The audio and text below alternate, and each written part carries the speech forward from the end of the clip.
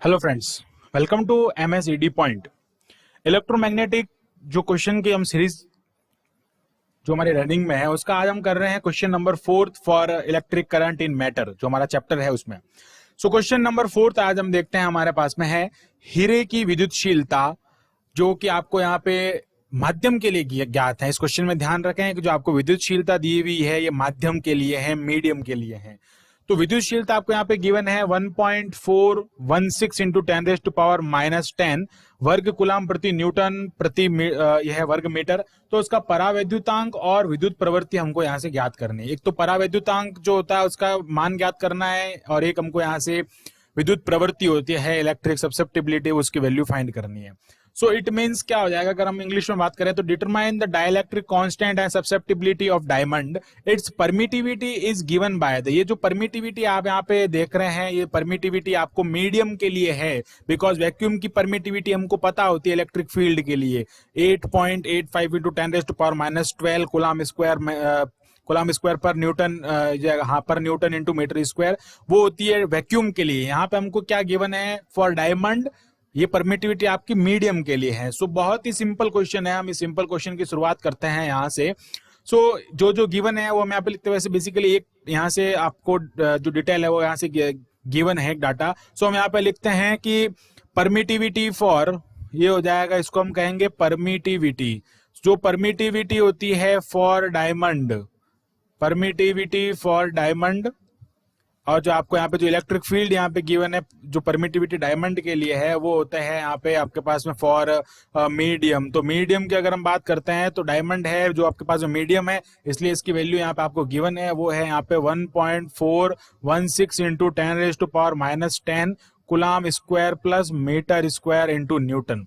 Then इसी type से हम बात करते हैं यहाँ पे आपके पास में जो परमिटिविटी होती है, permittivity for vacuum, permittivity for vacuum की अगर हम बात करते हैं तो वो होती है 8.85 into 10⁻⁻12 coulomb square upon metre square into newton. ये सब के लिए कांस्टेंट होती है। आप कोई भी मेटल ले उसके लिए वैक्यूम में यही होती है, बट अगर मीडियम में है, अगर वो इलेक्ट्रिक फील्ड, तो उसके लिए यहाँ पे इसके लिए अलग अलग जो वैल्यूज है यहाँ पे हम यूज करते हैं।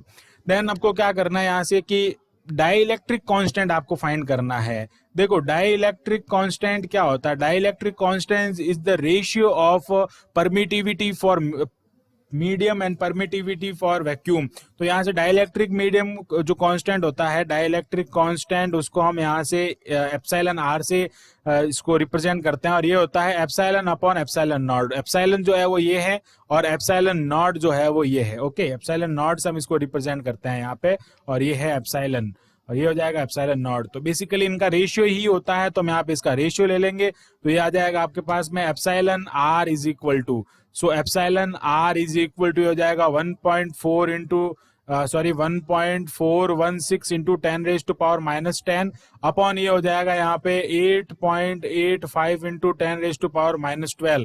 और जब आप इसको सॉल्व करते हैं तो आपके पास में इसका आंसर आता है 16। ओके, इसका कोई यूनिट नहीं होता है, because this is the ratio. यहाँ से देख सकते हैं इसका यूनिट और इसका यूनिट यहाँ से कैंसिल हो जाता है। सो ये यूनिट लेस एक फिजिकल क्वांटिटी है। अब आपको यहाँ से फाइंड करना है इलेक्ट्रिक सब्सेप्टिबिलिटी। इलेक्ट्रिक सब्सेप्टिबिलिटी का मतलब होता है, ये इस टाइप से इसको डिनोट करते हैं काई ई से।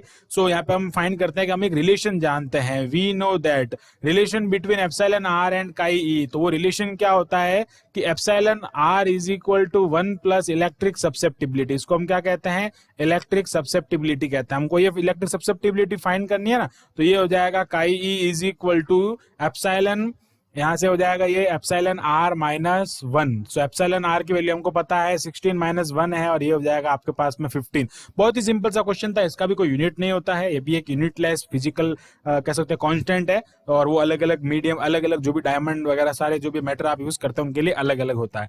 सो बहुत ही सिंपल था, एकदम फॉर्मूला बेस्ड क्वेश्चन था, हमने यहाँ पे उस क्वेश्चन को किया है। इसी तरह हमारी जो भी आगे इंपोर्टेंट क्वेश्चन होते रहते हैं, एकदम बेसिक जो फॉर्मूला बेस्ड है, फॉर जो कंपटीशन एग्जाम के लिए इंपोर्टेंट होते हैं, वो हम यहाँ पे इस वीडियो में करवाते रहते हैं। इसी टाइप से हमारे इस वीडियो को देखते रहें, लाइक करते रहें, और हमारी प्लेलिस्ट में जाकर आप और भी कई सारे न्यूमेरिकल्स देख सकते हैं। So thanks for watching this video, keep watching MSED point and subscribe the channel MSED point.